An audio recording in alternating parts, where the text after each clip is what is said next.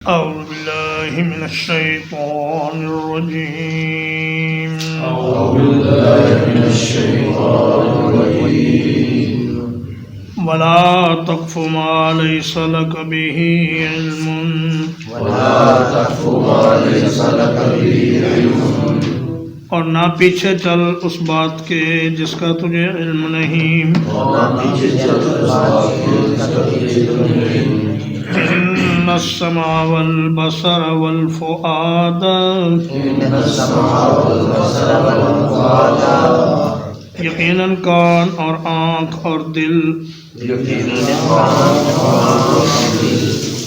کل اولئک کان عنہ مسئولا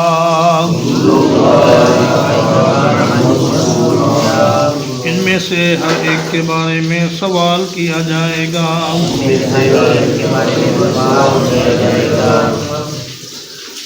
قفا یکفو کا معنی ہوتا ہے کسی کے پیچھے چلنا، اور قفیت اثر فلان، میں فلاں آدمی کے نقش قدم پر چلا، اور قافیہ شعر کے آخری لفظ کو کہتے ہیں، اور نبی کریم صلی اللہ علیہ وسلم کا ایک مبارک نام مقفی بھی ہے، یعنی آپ صلی اللہ علیہ وسلم تمام انبیاء کے بعد تشریف لائے ہیں۔ تو قفا یکفو سے یہ فعل امر ہے، ولا تقف، نہ اس بات کے پیچھے پڑو، نہ اس بات کے پیچھے چلو جس کی حقیقت کا تمہیں علم نہیں ہے۔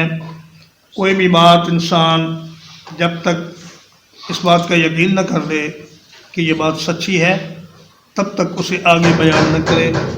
نبی کریم صلی اللہ علیہ وسلم نے فرمایا کفا بالمرء کذبا ان یحدث بکل ما سمع، آدمی کے جھوٹا ہونے کے لیے اتنا ہی کافی ہے کہ وہ ہر سنی سنائی بات کو آگے بیان کر دے۔ تو کوئی بھی بات بیان کرنے سے پہلے اس کی تحقیق کر لینا ضروری ہے، اور یہ جان لینا ضروری ہے کہ بات صحیح ہے یا غلط ہے۔ اسی طرح نبی صلی اللہ علیہ وسلم کی احادیث بیان کرتے ہوئے بھی اس بات کا یقین کر لینا ضروری ہے کہ یہ حدیث صحیح ہے اور آپ صلی اللہ علیہ وسلم سے مروی ہے۔ بعض جھوٹی اور موضوع حدیثیں بھی شامل کر دی گئی ہیں ذخیرہ حدیث میں، ان کے بارے میں معلوم کرنا۔ تو آج کل اکثر یہ ہوتا ہے کہ انٹرنیٹ پہ جو چیز آدمی کو نظر آتی ہے وہ اس کو آگے فارورڈ کر دیتا ہے یا شیئر کر دیتا ہے، تو اس چیز سے بہت بچنا چاہیے۔ جب تک پہلے پتہ نہ ہو کہ یہ فرمان رسول ہے یا نہیں ہے تب تک اسے حدیث کی حیثیت سے آگے بھیجنا یہ گناہ ہے۔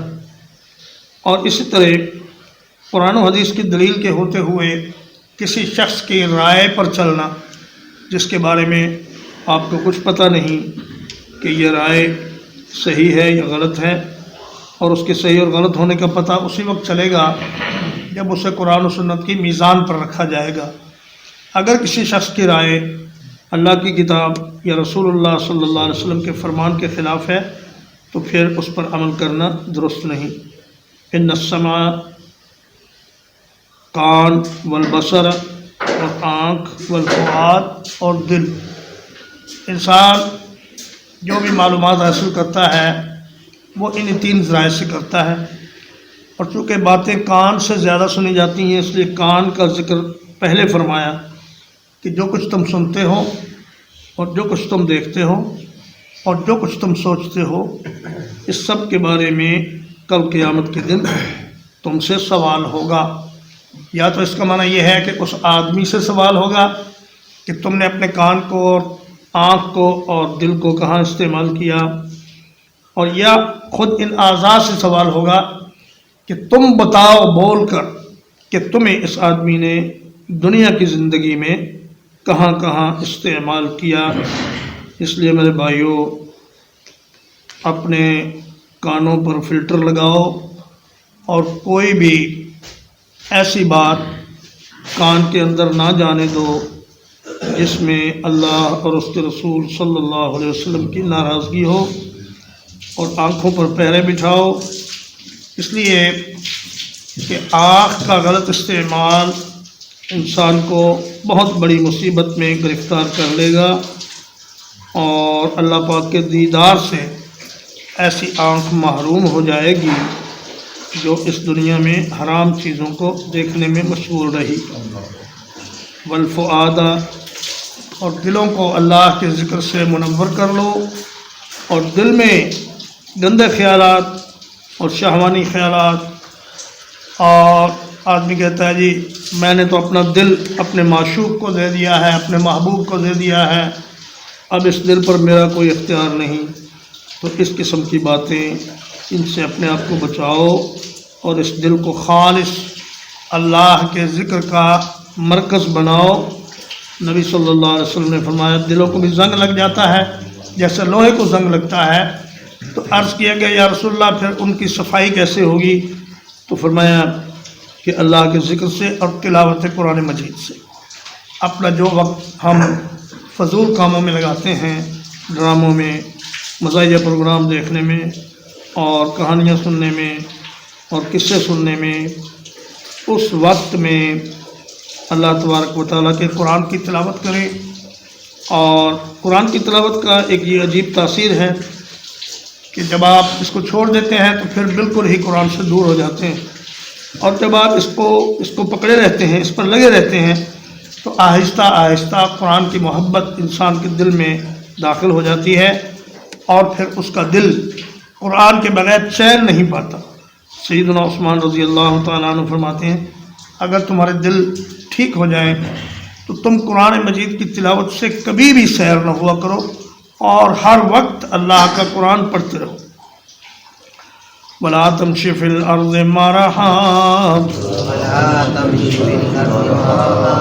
اور نہ چل زمین میں اکڑ کر، إِنَّكَ لَن تَخْرِقَ الْأَرْضَ، بلا شبہ تو کبھی زمین کو پھاڑ نہیں سکے گا، وَلَن تَبْلُغَ الْجِبَالَ طُولًا، اور نہ ہی تو لمبائی میں پہاڑوں تک پہنچ سکے گا۔ فرمایا زمین پہ پاؤں اٹھا اٹھا کے نہ مار، تکبر والی اور فخر والی چال نہ چل، اس لیے کہ تیرے قدم سے زمین پھٹ نہیں جائے گی، اور نہ اکڑ کر اور سینہ تان کر اور گردن اٹھا کر چل، اس لیے کہ تو جتنا بھی اپنے آپ کو اونچا کر لے تو پہاڑوں کی بلندی تک نہیں پہنچ سکتا، تو ایک چھوٹا سا انسان ہے۔ اور فی الارض میں اس بات کی طرف اشارہ ہے کہ تو زمین سے ہی پیدا ہوا اور اسی کی آغوش میں سمٹ جائے گا، اور تیرا وجود اس زمین کے اندر ریزہ ریزہ ہو جائے گا، اور نہ صرف تیرا جسم ختم ہو جائے گا بلکہ تیرا نام و نشان بھی دنیا سے مٹ جائے گا۔ کچھ دنوں تک لوگ تجھے یاد رکھیں گے، اس کے بعد ہر کوئی اپنے اپنے کاموں میں لگ جائے گا، اور کوئی نہیں یاد کرے گا کہ فلاں آدمی بھی کبھی ہمارے ساتھ اس دنیا میں ہوا کرتا تھا۔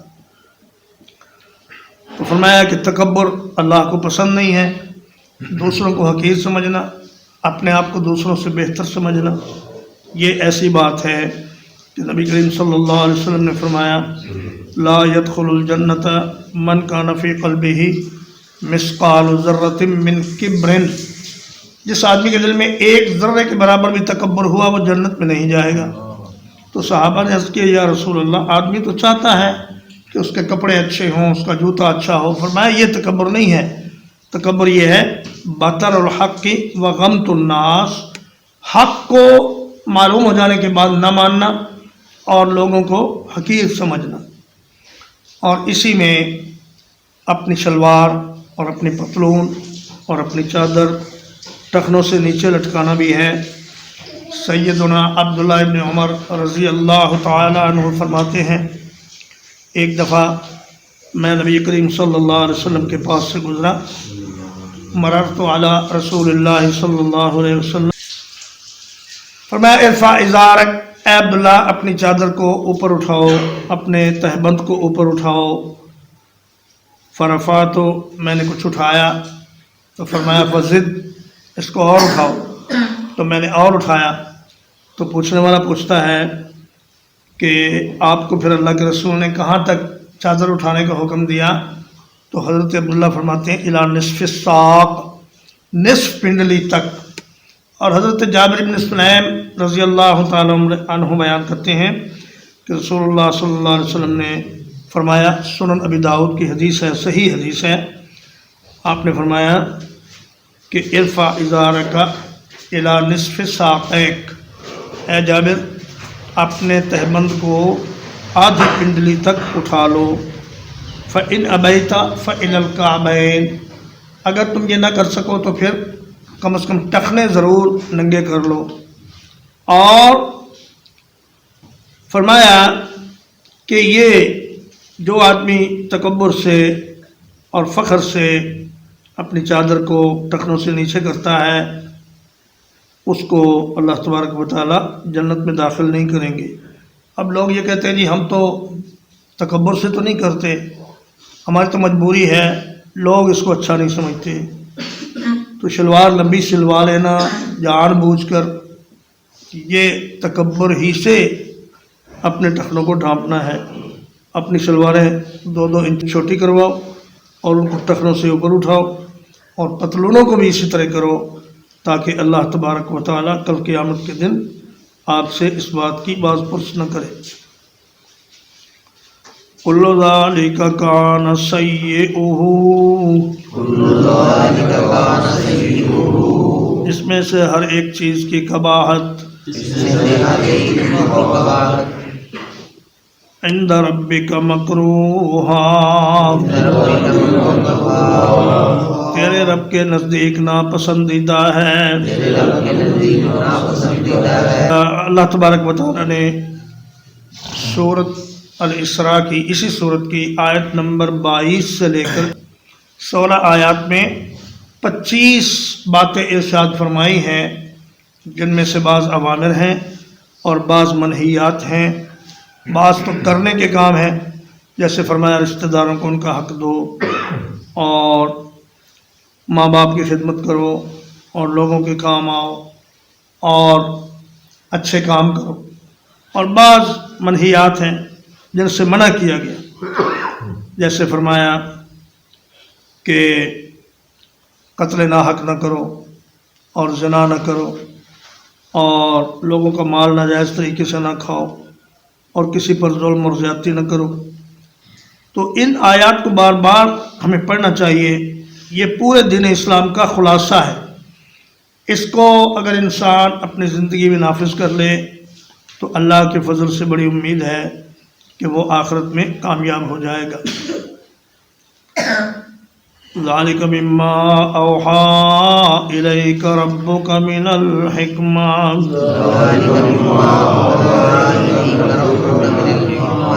یہ اس چیز سے ہے جو تیرے رب نے تیری طرف حکمت سے وحی کی ہے۔ وَلَا تَجْعَلْ مَعَ اللَّهِ إِلَٰهًا آخَرَ،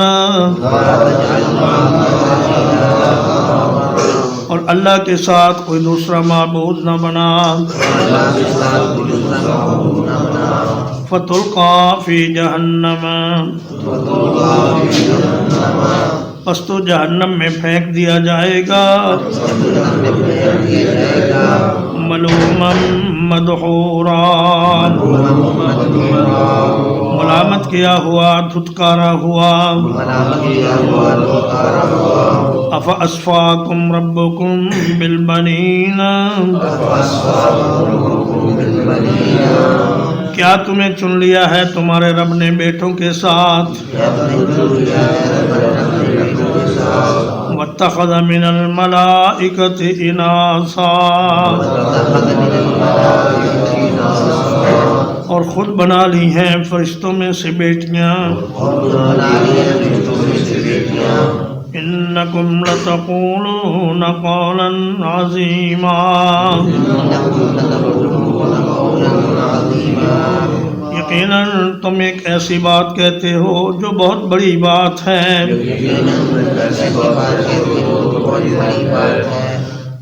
فرمایا کہ یہ کیسی عجیب بات ہے، کیسی ناانصافی کی بات ہے کہ تمہارے لیے تو بیٹے ہوں اور اللہ کے لیے بیٹیاں ہوں جنہیں تم ناپسند کرتے ہو، اور جب تمہیں بیٹی کی پیدائش کی خبر دی جاتی ہے وَإِذَا بُشِّرَ أَحَدُهُم بِالْأُنثىٰ ظَلَّ وَجْهُهُ مُسْوَدًّا وَهُوَ كَظِيمٌ يَتَوَارَىٰ مِنَ الْقَوْمِ مِنْ سُوءِ مَا بُشِّرَ بِهِ أَيُمْسِكُهُ عَلَىٰ هُونٍ أَمْ يَدُسُّهُ فِي التُّرَابِ۔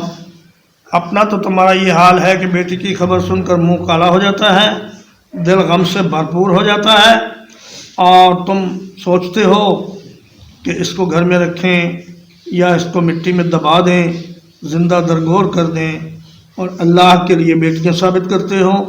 وہ کہتے تھے جتنی ہماری دیویاں ہیں یہ سب اللہ کی بیٹیاں ہیں، اور جو فرشتے ہیں یہ بھی اللہ کی بیٹیاں ہیں۔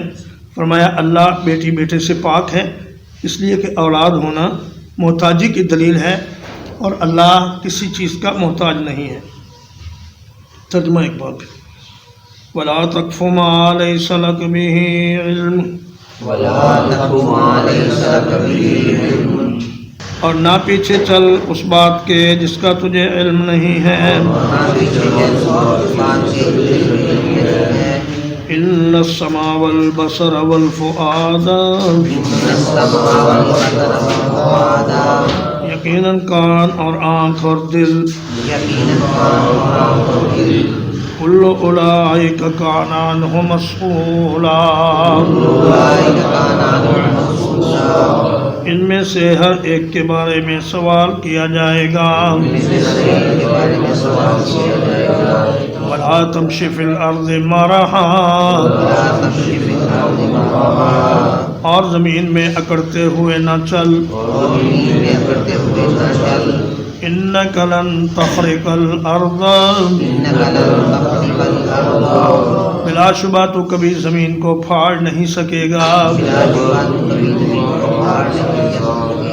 وَلَن تَبْلُغَ الْجِبَالَ طُولًا، اور نہ ہی تو بلندی میں پہاڑوں تک پہنچ سکے گا۔ كُلُّ ذَلِكَ كَانَ سَيِّئُهُ، ان میں سے ہر ایک چیز کی قباحت عند ربک مکروہا، تیرے رب کے نزدیک سخت ناپسندیدہ ہے۔ ذالک مما اوحی الیک ربک، یہ اس چیز میں سے ہے جو وحی کی ہے تیری طرف تیرے رب نے۔ من الحکمہ، حکمت میں سے۔ ولا تجعل مع اللہ الہا آخر، اور اللہ کے ساتھ کوئی دوسرا معبود نہ بنا۔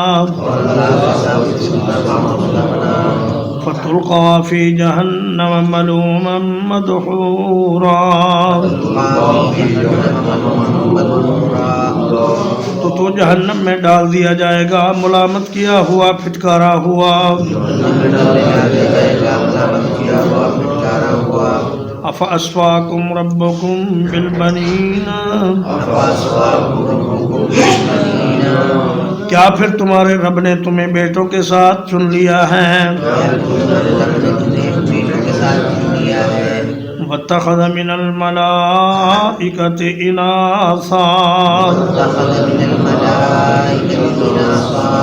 اور خود فرشتوں سے بیٹیاں بنا لی ہیں۔ إِنَّكُمْ لَتَقُولُونَ قَوْلًا عَظِيمًا، بلا شبہ تم ایک ایسی بات کہتے ہو جو بہت بڑی بات ہے۔ وصلی اللہ علی نبینا محمد وآلہ وصحبہ اجمعین۔